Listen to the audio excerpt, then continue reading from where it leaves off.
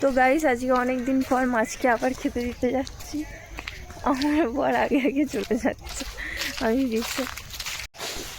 তোমরা বলো সবাই কেমন আছো? আমিও ভালো আছি, তোমরা কেমন আছো বলো। এই দেখো দাদা ভাই খেতে দিল, আর আমার শ্বশুরমশাই অনেক গাছ বসিয়েছে। চলো তোমাদের দেখাই।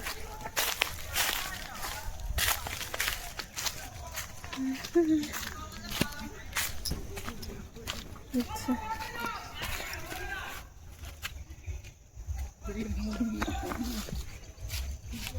পালং শাক, এটা ধনিয়া অল্প হয়েছে কিন্তু হয়েছে মোটামুটি বাড়িতে খাওয়ার জন্য।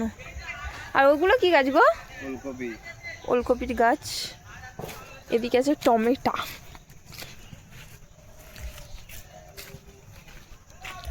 এই হলো আমার বর, দেখে নাও সবাই তোমরা। তো গাইস আমাদের পুকুর কাটানো হচ্ছে, দেখতে এসেছি কত দূর কী হলো।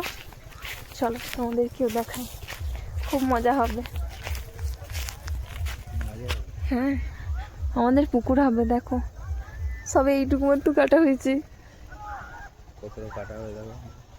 পুরোটা পুকুর হবে।